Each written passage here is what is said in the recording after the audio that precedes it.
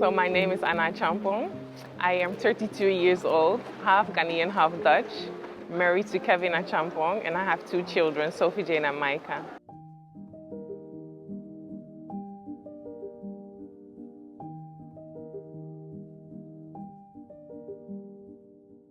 I consider myself a YouTuber, and I'm trying to move to be a content creator. And I'm also a full-time mom. Yeah, don't forget that part. I've been coming to Ghana since I was a kid. So I came as a baby, growing up. Every year I come here for vacation. But I live very secluded. I was only allowed to play in the compound house with my cousins and nephews. And I'll never really go out that much. When I was together with Kevin, he's also Ghanaian and Dutch, just like me. I told him that we should go to Ghana. But then Kevin was brought up in a way that he didn't really travel to Ghana like I did. So for him, he wanted to go to Bali, Thailand, anything but Africa.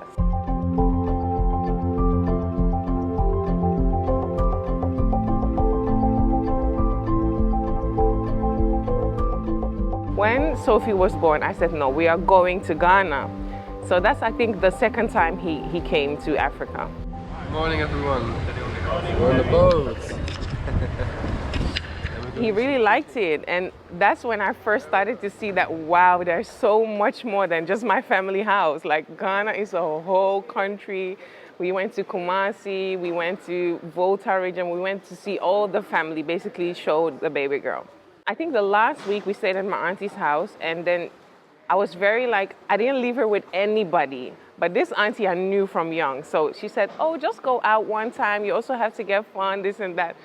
So I was stressed, but I left her. And that's when I see the party life. I said, no. This is what I like.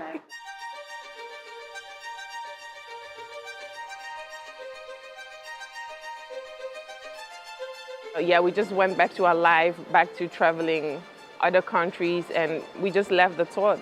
Until she was, I think, 6 or 7 years old, she started questioning, why am I brown? Why is my hair curly? What is Africa? And then we said, you know what? We have to take her, educate her, because we also didn't really know a lot about Africa. We were raised by our Dutch mothers without too much influence of our dad.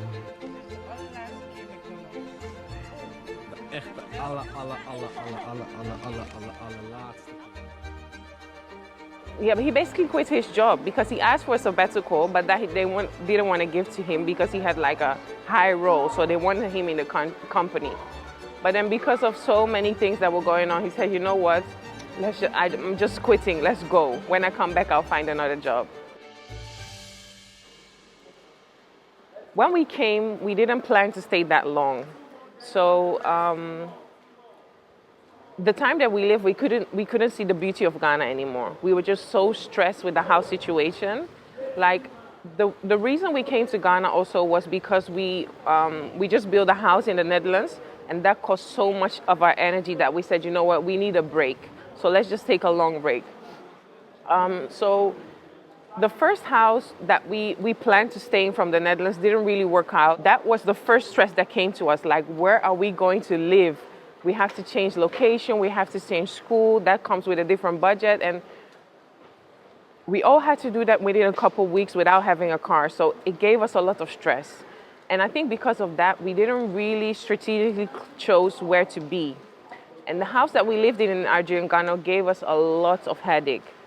You can see a house from the outside, which is so beautiful, and we thought it has a lot of space, it's central located, everything was perfect. But when you actually live in a house that is already built in Ghana, that you did not build yourself, you will see that it comes with so much headache. Kevin will come home and every day there will be something to fix. When you come home and you have to deal with these issues, you don't feel relaxed. And Accra is not a city that you can go to another place and just relax. It's very busy always. There's always sound around you.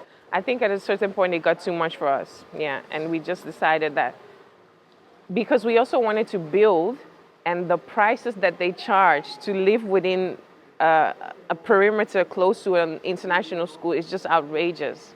And we thought that we don't think it's worth it to spend that much money just on land. And that made us decide that no, we're too stressed, it's too much, we just have to leave. Are you cold? Cold is an understatement, Kevin. Like the trousers that was. See, when I came back, I immediately regretted our situation. I said that no, we had to stay in Ghana. See, when I was here, I was so stressed I couldn't see the beauty of it anymore. But then I go back to my home country and it's lockdown. It's not my country's not the same anymore. I can't go out. You're not allowed to be with more than 4 people within a house. It's just crazy rules. I'm bringing the kids to school, going back and forth. Nobody talks to you within a day. Like you can go a whole week. If you're just going back and forth, the only person you talk to is your husband. Everything is so automatic, like robotic. Everything goes quickly and you don't get love from strangers really. And here it's like I just came back and at the airport I was greeted, and anywhere I go I'm greeted. Even if it's just good morning, madam. That's so nice. That's such a nice feeling.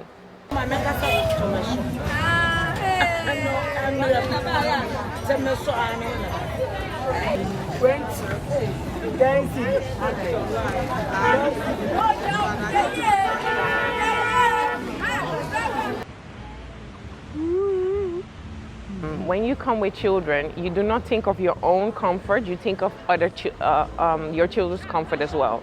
I think when you come as a family, you need to really, really plan. The biggest challenge is being around in a location where you have international schools. I think that is very expensive. Most of the international schools are in East Legon, and then renting prices in East Legon start from $2,500 a month. If you want to have a garden or a pool, that price goes up and up and up. I think when you don't have a family, you can build your life here and you can live very, very good. But when you come with a family, you need a chunk of money to be okay here. I think living here is much more expensive than living in Europe. So for you to finish, unless you finish building your house and you have all the comfortability and amenities, then it's much more cheap. But getting to that point, like a couch, which maybe you can buy in Holland for $1,000, it will be $2,000 or $3,000 here because of the import prices. So don't underestimate the type of money that you're going to spend. Yeah. The thing is that as much as it was difficult, I wouldn't change it for the world because I have so much knowledge. I know how I would want to live here. The only thing is I can't afford it right now. I would say it was the most wonderful experience ever. It changed me as a person. It changed me as a woman, as the way I look at life. I don't have to be a full-time mom. I can be a full-time mom, have other people help me, and also think about what I want to do for myself. And I think that is what Ghana gave me. It gave me the knowledge to be more than just a mother.